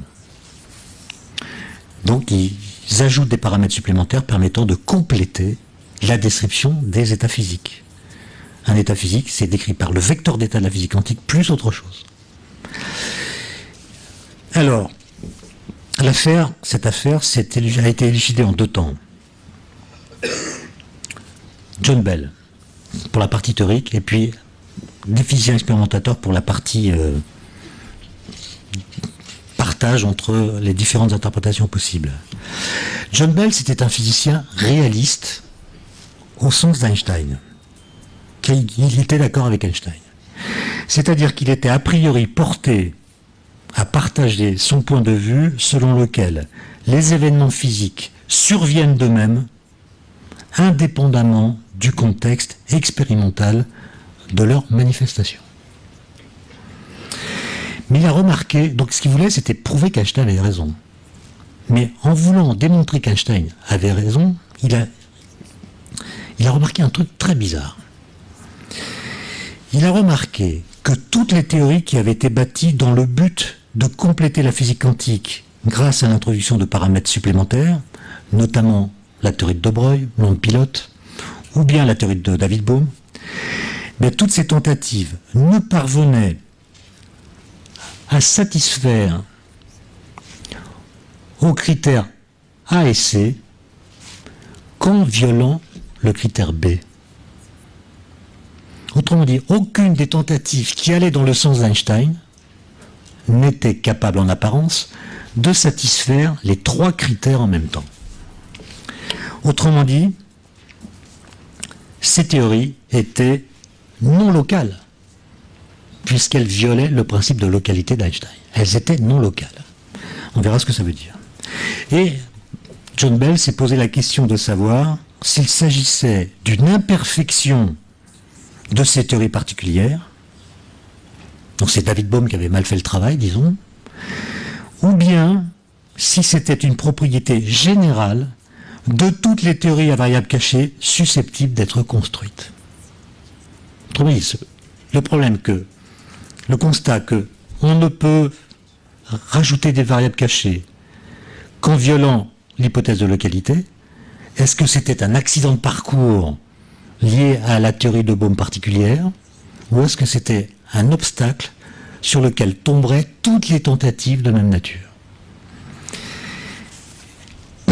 Eh bien, John Bell élucide cette question, c'est l'article vraiment génial de 64, et il montre de façon formelle que n'importe quelle théorie prétendant décrire la réalité et satisfaisant aux hypothèses A et C viole nécessairement l'hypothèse B. Donc c'est pas un accident de parcours. Si vous croyez à la mécanique quantique et si vous adoptez ce critère de réalité, vous tombez dans une théorie qui est non locale, qui viole la causalité. D'accord ? Alors, je vois que le temps passe, il faut que je me dépêche.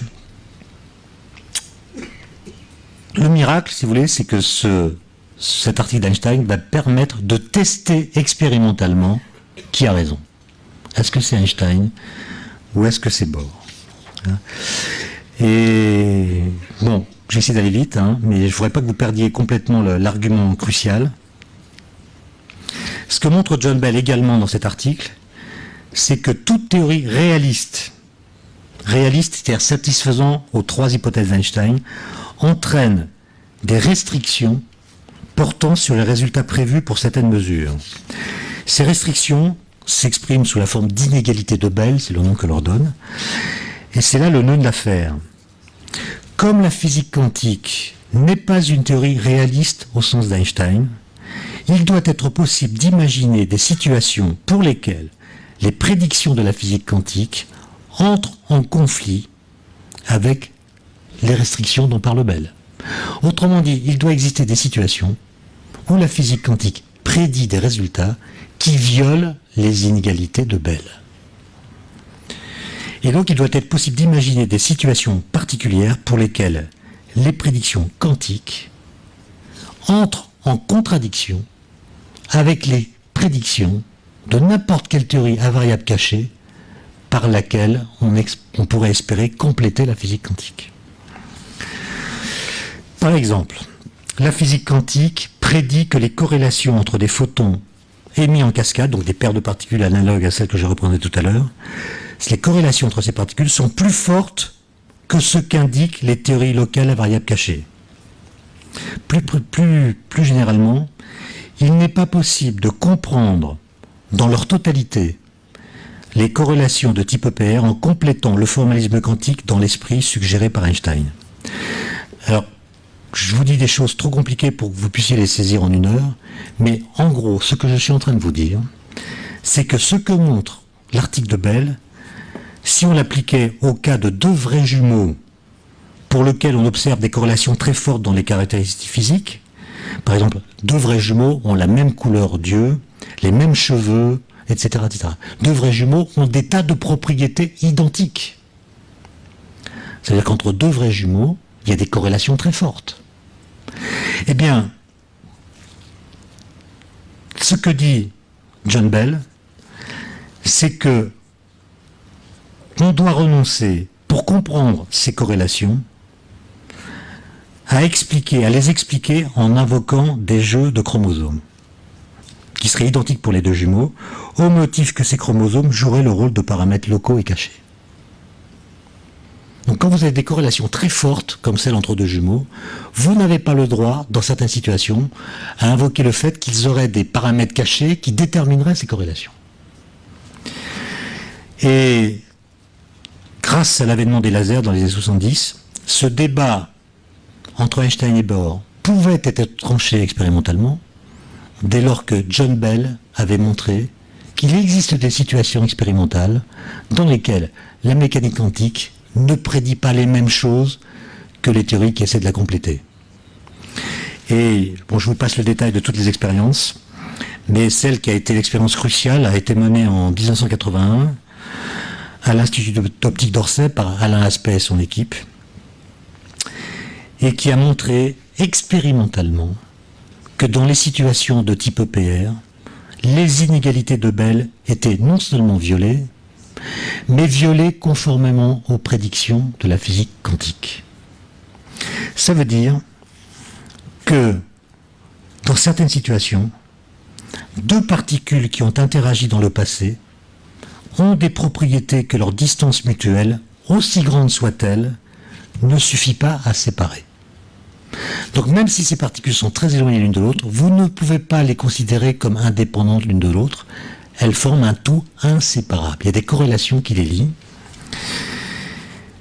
Elles forment un état intriqué.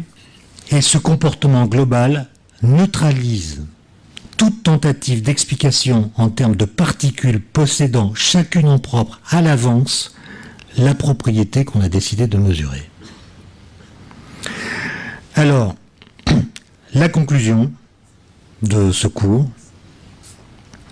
c'est que il faut définitivement renoncer à interpréter la physique quantique dans le sens des idées d'Einstein.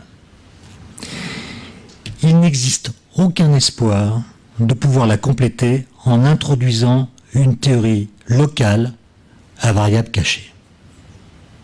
On ne peut la compléter que par des variables cachées non locales. Je n'ai pas le temps d'expliquer ce que ça veut dire. Mais on ne peut pas sauver la localité.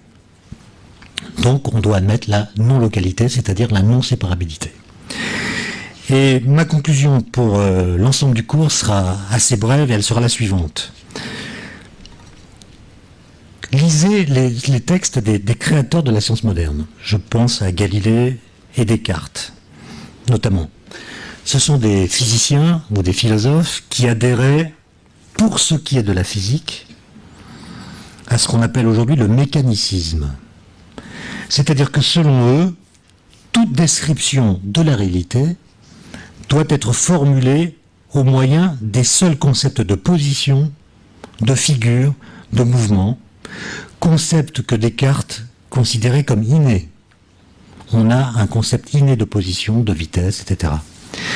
Et donc nous constatons qu'en tout cas ce sont des concepts familiers, ou qui du moins nous sont devenus familiers. Les concepts de position, de vitesse, etc. sont des concepts qui nous sont devenus familiers. Et sous l'influence d'une certaine vulgarisation, ce mécanicisme un peu simplet continue d'irriguer notre façon de parler des objets physiques. On continue de parler des électrons comme si c'était des petites chaises, ou des petites boules, ou des petits cailloux. Et cela, bien que le XXe siècle ait clairement montré que ce mécanicisme doit être dépassé. Même les relativités restreintes ou générales ont montré que les concepts familiers ne sont pas les mieux adaptés à la compréhension du monde physique, qui sont même trompeurs et doivent être remplacés par des concepts mathématiques, abstraits, qui permettent d'aller vraiment au-delà des concepts familiers et donnent à la physique toute sa puissance. Le mécanicisme classique a donc été détrôné par ce qu'on pourrait appeler l'einsteinisme, qui consiste en l'idée que la réalité est structurée, qu'elle n'est pas atteignable au moyen des concepts familiers, mais que cependant, grâce aux mathématiques qui fournissent enfin les bons concepts, elle est connaissable. Donc l'einsteinine, c'est cette idée que la réalité physique est connaissable à condition de renoncer à nos intuitions, à nos concepts familiers, et de les remplacer par des concepts mathématiques qui nous permettent de saisir ce qu'Einstein appelait les os du poulet, les arcanes du réel. Et donc cet einsteinisme, c'est en quelque sorte, pour les physiciens théoriciens, l'équivalent du pythagorisme pour les mathématiciens. Et compte tenu de ce que je viens de vous dire, notamment sur la non-séparabilité quantique, il se pourrait que l'einsteinisme ne soit pas le fin mot de l'histoire, mais ça sera le fin mot de mon exposé. Je vous remercie.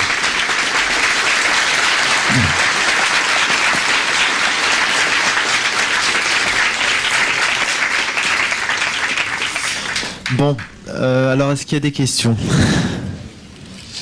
Levez la main, voilà. Donc il y a Sophie qui est avec moi aussi. Bon, je prends la première question, voilà. Première question.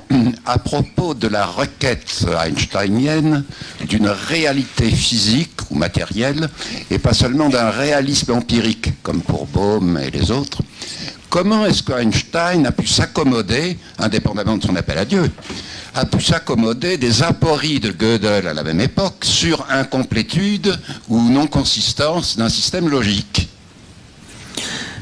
En fait, ces deux problèmes séparés, le mot incomplétude n'a pas du tout le même sens selon qu'on le place dans le débat quantique, où là il s'agit simplement de compléter le formalisme pour qu'il devienne déterministe et restitue la possibilité d'un réalisme ordinaire des physiciens, et l'incomplétude, au sens de Gödel, qui est un problème d'axiomatique.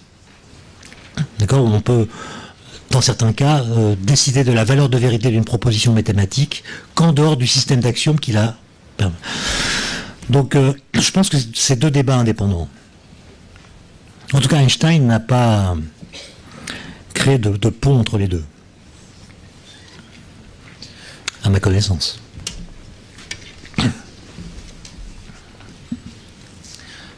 Pardon. Moi, j'ai pas de difficulté à admettre que la réalité physique que l'on observe ne représente pas le fin mot de l'histoire, tout simplement parce que notre cerveau, qui a été formé par l'évolution, a été formé par la réalité physique palpable et pas par autre chose. Mais alors, les mathématiques, pourquoi elles auraient une vérité supérieure, puisque ce sont aussi des produits de notre cerveau? Ça, c'est vous qui le dites. Hein. Justement, toute la question... Enfin, il y a beaucoup de questions dans ce que vous dites, mais quel est le véritable statut des mathématiques? Moi, je réinterprète votre question comme étant comment se fait-il que les mathématiques soient efficaces en physique? Finalement, la relativité produit un formalisme qui est en rupture avec le sens commun, mais en même temps, ce formalisme, il nous permet de comprendre ce qui se passe quand une particule va très vite ou quand elle entre en collision avec une autre particule, E égale mc2, etc. E égale mc2, c'est pas intuitif. Donc vous êtes d'accord avec moi pour dire que les mathématiques prolongent, en les démentant, nos concepts familiers, de sorte que nous pouvons opérer dans des secteurs microscopiques ou même très grands dans lesquels nos sens sont silencieux.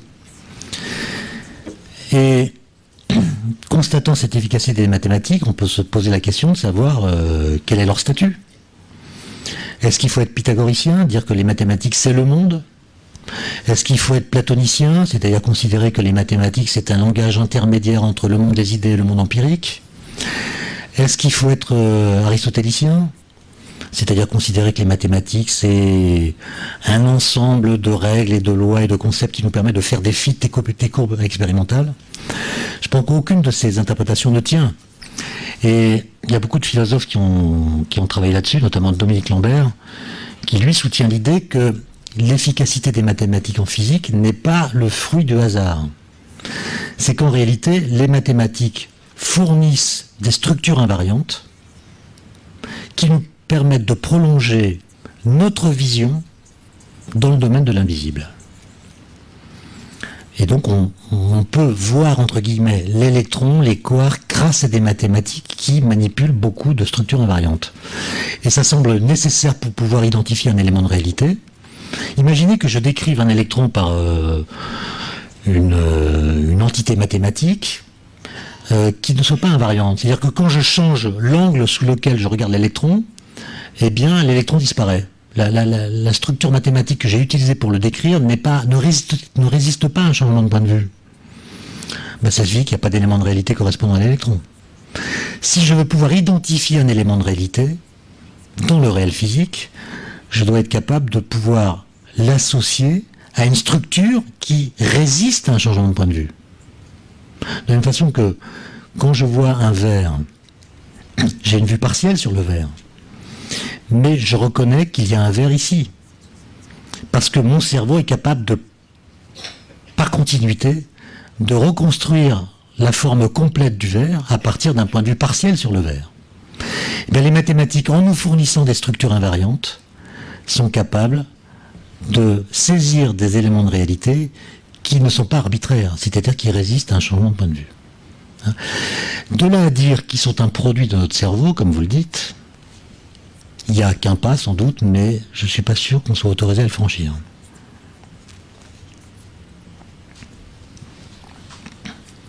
On n'est pas obligé de suivre Jean-Pierre Changeux.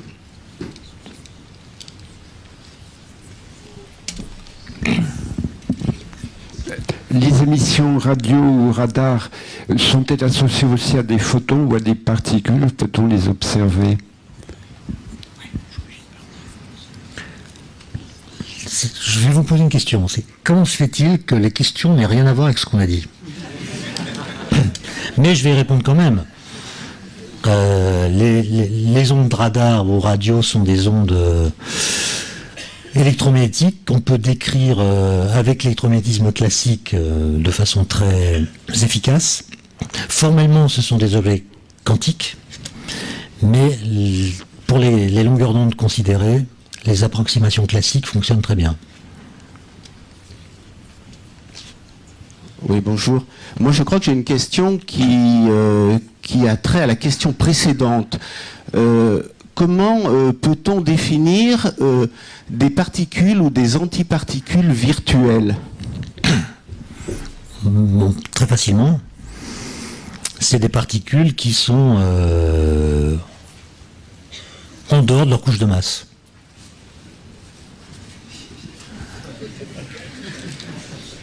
C'est-à-dire, pendant le temps qu'elles vivent, elles n'ont pas entre leur énergie et leur masse le lien prévu par E égale MC2.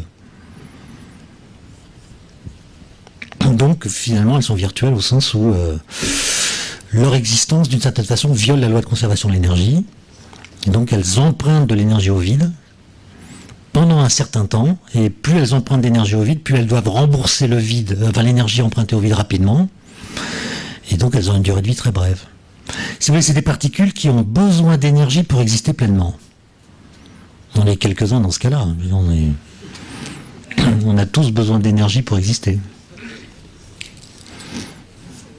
Donc c'est des particules virtuelles au sens où existe leur possibilité d'exister, d'apparaître, dès lors qu'on leur fournit l'énergie qui leur manque.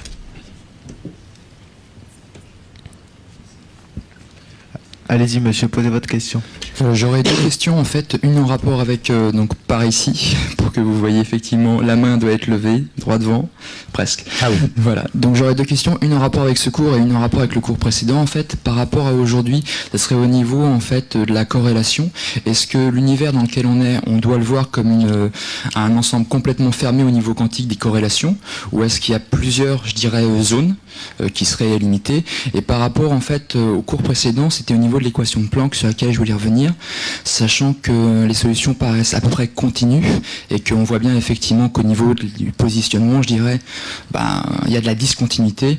Est-ce qu'il n'y a pas quelque chose d'assez choquant, je dirais, en fait, dans cette équation-là? Alors la première partie de la question, c'est est-ce que finalement il n'y a pas qu'un seul système physique qui est l'univers? Parce que s'il y a des corrélations entre tous les objets qui ont interagi dans le passé, on peut dire que toute particule aujourd'hui a interagi dans le passé avec une autre particule, avec les autres particules, ne serait-ce que de façon gravitationnelle, et donc elles sont toutes corrélées, de sorte que le seul système physique que la mécanique quantique puisse reconnaître, ce serait l'univers tout entier. Et donc il y a effectivement des gens qui essaient de fabriquer une cosmologie quantique dans laquelle le seul système physique est l'univers. Mais d'un point de vue opératoire, on voit bien que une expérience du CERN donne des résultats qui sont indépendantes d'une expérience qui se ferait en même temps à Chicago. D'accord ? Donc on arrive à faire de la physique de façon relativement locale. Et il y a un certain nombre de théoriciens qui ont essayé de montrer comment, alors que cette non-séparabilité est la règle, on arrive quand même à vivre des situations qui sont isolées. Et donc à considérer des systèmes physiques isolés dont le comportement ne dépend pas de ce qui se passe sur Vénus ou ailleurs. Mais ça reste effectivement un problème, le problème de la séparation des systèmes et du caractère isolé qui permet de les décrire. C'est une question très compliquée. Maintenant, la deuxième partie de votre question, j'ai pas tout à fait compris. C'est le graphe que j'avais montré la première fois. C'est ça? Donc là, c'est l'axe des fréquences. Vous êtes dans une cavité de volume fini. toutes les fréquences ne sont pas possibles. Il y a ce qu'on appelle des modes propres, qui sont dénombrables, c'est-à-dire on peut les compter, leur affecter un nombre entier. Donc il y a une infinité, mais cette infinité est dénombrable. On peut numéroter ces modes, donc il y a le mode 1, le 2, le 3, le 4, le 5, et en fait il y en a une infinité. Là j'ai tracé des droites énergie égale NH nu, N est un nombre entier, H c'est la constante de Planck, nu c'est la fréquence. D'accord, donc excusez-moi, je suis en train de perdre ma voix. Donc vous avez plusieurs pentes possibles, la pente n égale 1, la pente n égale 2, etc. Et en fait, ce qu'il faut regarder, c'est les droites verticales. Évidemment, les fréquences entre 0 et 1 sont interdites dans la cavité, entre 1 et 2 elles sont interdites, donc je retiens que les modes propres, fréquence 1, 2, 3, etc. Si vous n'utilisez pas la quantification, donc l'idée de quanta, eh bien, ce mode-là, par exemple, peut avoir n'importe quelle énergie entre cette valeur-là et la valeur maximale prévue par l'équipartition d'énergie, c'est-à-dire par l'idée que l'énergie totale du corps noir se distribue sur tous les modes propres.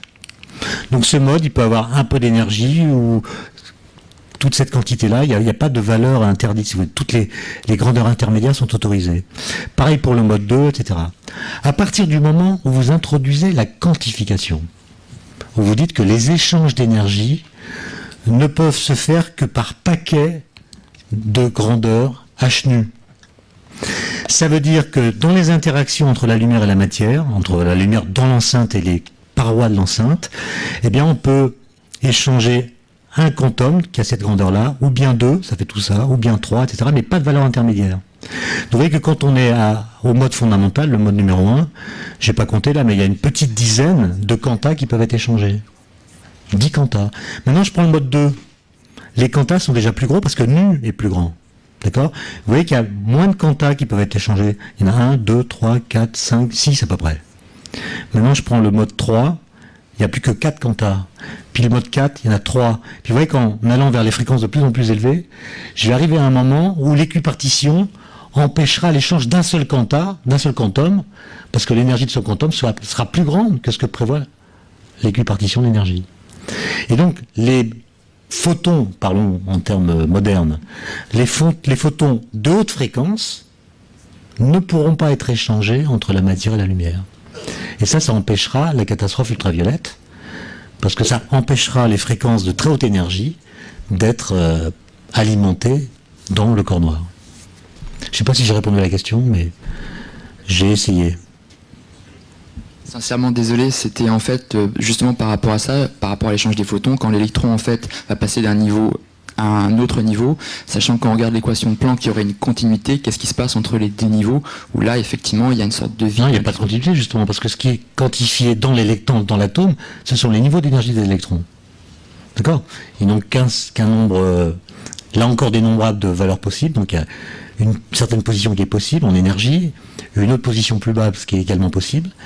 Quand l'électron est sur une orbite autorisée, il n'émet pas de lumière, mais il en émet quand il passe d'une orbite à l'autre. À ce moment-là, il emporte avec lui un photon dont la fréquence est donnée par la loi de Planck. Donc, vous avez un spectre de raies en fréquence, il y a un certain nombre de raies qui sont possibles et qui correspondent, qui traduisent le caractère discret du spectre de l'électron dans l'atome. Il y a une... Allez.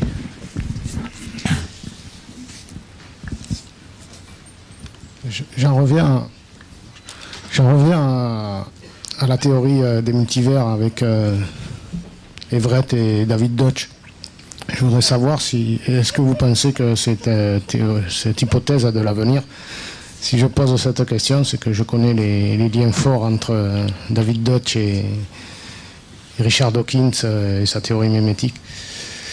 Quant à Keith Richards, je voudrais dire, je ne sais pas s'il est dans l'état mort-vivant, dans l'état superposé mort-vivant. En tout cas, il semble... Si vous commencez à dire que Keith Richards est dans l'état du chat Schrödinger, on va se fâcher. Il est parfaitement vivant. En tout cas, il semble qu'il a cette vie comme le chat, justement. Ah oui, ça c'est vrai, par contre. Non, c'est pas parce qu'on est ressuscité qu'on est un chat Schrödinger. On pourrait peut-être appeler ça la théorie du cocotier. Oui. Oui, le cocotier. Alors, il y a des physiciens qui défendent l'hypothèse des mondes multiples, notamment Thibaut Damour. qui dit même que si Einstein était vivant aujourd'hui, c'est cette interprétation-là qui le séduirait. Ça reste à prouver. Faut pas trop faire parler les morts. Moi, je pense que Einstein, s'il avait découvert les résultats de l'expérience d'aspect, il aurait dû subir une sorte d'apostasie d'une violence incroyable. Les résultats de l'expérience d'aspect auraient eu sur Einstein un impact qu'on a du mal à mesurer. Bon, donc je ne sais pas ce qu'il aurait fait, est-ce qu'il aurait continué la physique ou est-ce qu'il serait devenu plombier comme il l'avait souhaité par ailleurs. J'en sais rien, mais bon.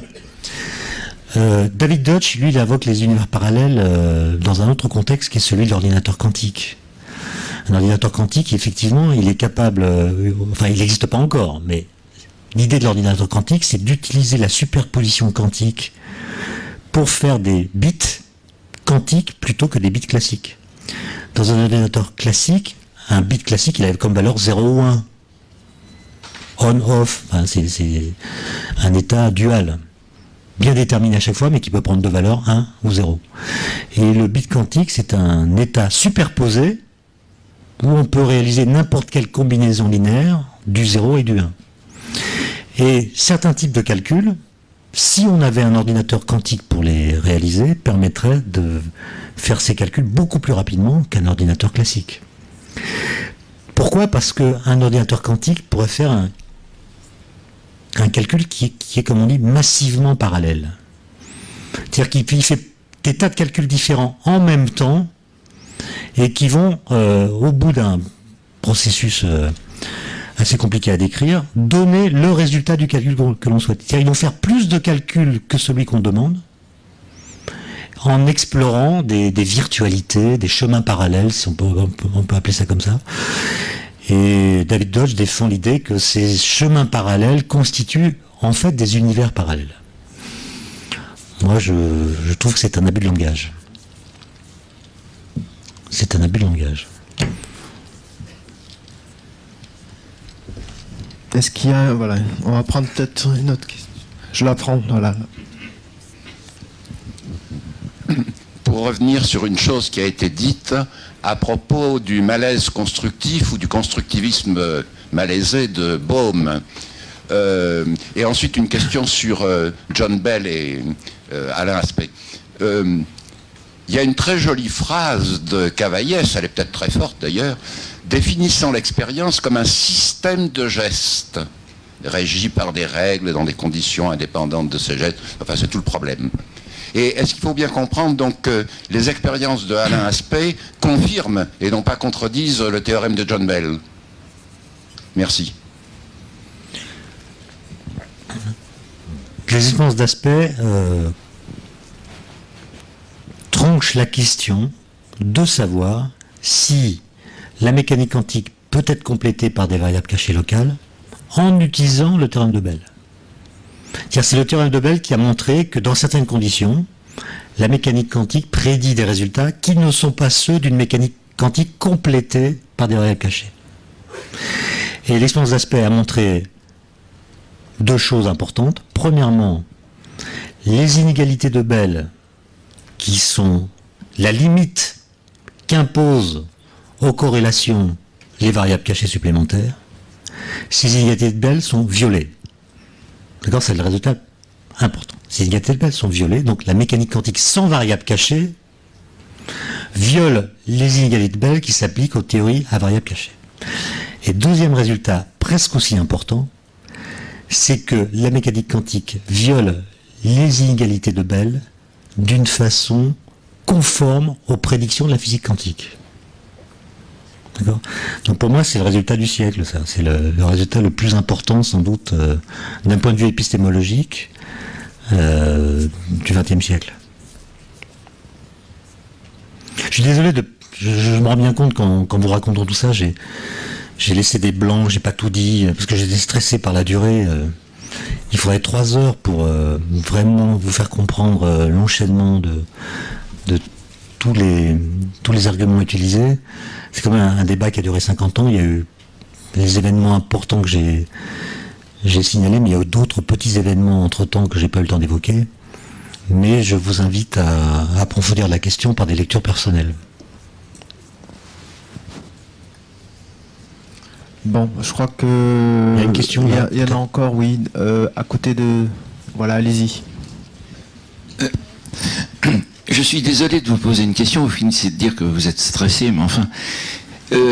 j'ai cru comprendre tout à l'heure au cours de votre exposé que vous n'hésiteriez pas à nous donner quelques informations sur les théories de la décohérence et sur la théorie des expériences plutôt, et sur, disons, les possibilités qu'elles offrent de situer dans l'espace, si j'ai bien compris, le moment où on passe de la physique quantique à la physique classique. Merci. Alors le critère de démarcation entre le monde quantique et le monde classique est assez mal défini. Il reste flou. Par contre, on comprend qu'un système très macroscopique, on comprend maintenant pourquoi ou comment un système très macroscopique devient classique. Autrement dit, le monde est quantique, mais nous comprenons pourquoi nous le percevons classique. Ce qui est déjà pas mal. La frontière entre les deux mondes est ambivalente, c'est pas une frontière brutale, il n'y a pas une transition de phase entre le monde quantique et le monde macroscopique.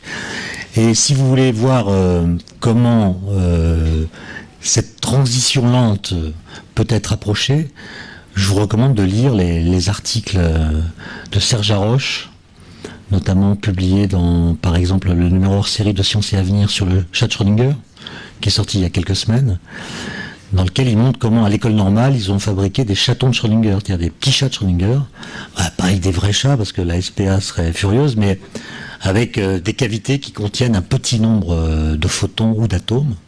Et il montre que comment, en augmentant le nombre de photons ou d'atomes contenus dans la cavité, donc en augmentant le nombre de degrés de liberté permettant de décrire le système, on accélère le processus de décohérence. Donc plus il y a de degrés de liberté dans le système, plus le système tend à devenir rapidement classique. Et quand le nombre est très élevé, eh bien il devient classique. Oui, il y a une question au fond de la salle.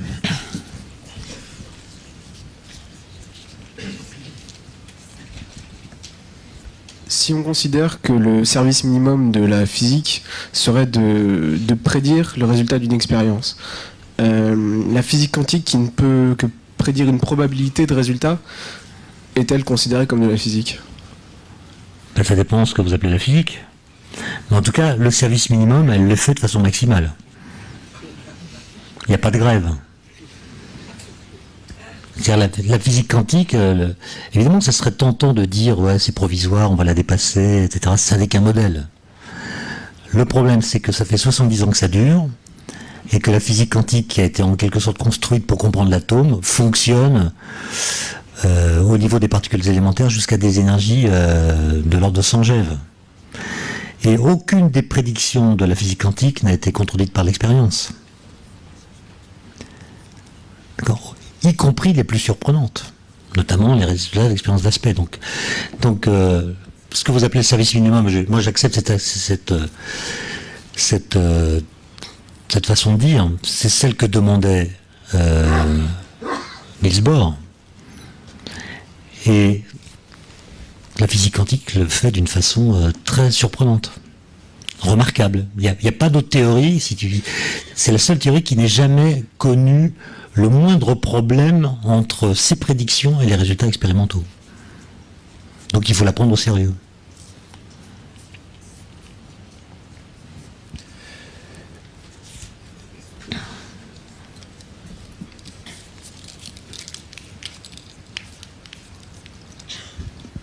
Merci. En revenant rapidement sur le problème de décohérence et plutôt de cohérence, la dernière fois vous aviez parlé justement des systèmes macroscopiques qui étaient quantiques, les superfluides et les lasers. Est-ce que vous pourriez juste en toucher un mot, pourquoi justement certains systèmes macroscopiques enfreignent en tout cas le modèle classique? Par exemple, un laser, il échappe à ce phénomène de décohérence. D'accord, donc il y a des systèmes pour lesquels auquel l'environnement n'est pas couplé. Et donc pour eux, la décohérence ne se produit pas. Le couplage entre l'environnement et le système est en quelque sorte annulé. Et la décohérence, encore une fois, n'explique que les situations dans lesquelles le nombre de degrés de liberté est très important. Ça ne résout en rien le scandale intellectuel qu'on peut ressentir imaginant ce que peut être l'état physique d'une particule qui est dans un état superposé. La décohérence ne rend pas moins scandaleux le problème de l'électron qui est dans l'état A plus B. Elle permet de comprendre pourquoi beaucoup d'électrons dans l'état A plus B nous paraissent être constituer un système qui est descriptible par la physique classique. On va prendre une dernière question en haut à gauche de la salle.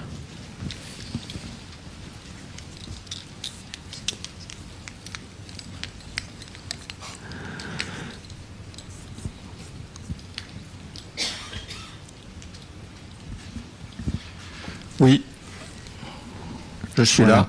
En haut à ta gauche, voilà. D'accord. Ma question, c'est une question pour prolonger un peu ces 3 cours auxquels j'ai assisté et qui m'ont bien intéressé, je dois dire, mais je pense que je reflète là que la salle. Et vous voyez que vous avez beaucoup de questions et si on veut prolonger un peu cette réflexion, ma question est simplement celle-là. Est-ce que vous avez vous-même écrit quelque chose sur ces cours qui explique un peu ce que vous faites? Est-ce que vous pensez prendre une année sabbatique pour le faire? Ou avez-vous une bibliographie à nous proposer pour prolonger un peu ces réflexions? Merci. Bon, c'est une question difficile. Moi, je lutte contre une tendance actuelle dans le monde de l'édition, qui est de demander aux gens qui font des livres de faire des conférences, pour ensuite faire des livres à partir des conférences. Je pense que c'est un système qui inonde le marché de l'édition, qui conduit à une prolifération de livres. Et je pense qu'il faut suivre l'une ou l'autre de ces 2 démarches. Soit on fait des conférences et après avoir mûri un discours, on fait un livre. Soit on fait un livre qu'on a déjà mûri et on fait des conférences ensuite. Donc c'est ce que j'ai fait, moi. Sans prendre d'année sabbatique, j'ai fait un livre qui s'appelle Petit voyage dans le monde des cantats, qui dit beaucoup plus de choses que ce que j'ai eu le temps de vous dire en 3h30. Alors pour vous dire à quel point la vulgarisation est une démarche nécessaire et utile, lorsque ce livre est sorti, c'était en 2004 je crois, j'ai eu un appel téléphonique d'une journaliste d'un magazine de psychologie qui pensait qu'il s'agissait d'un recueil, en fait d'une enquête sur Bertrand Cantat et sa famille.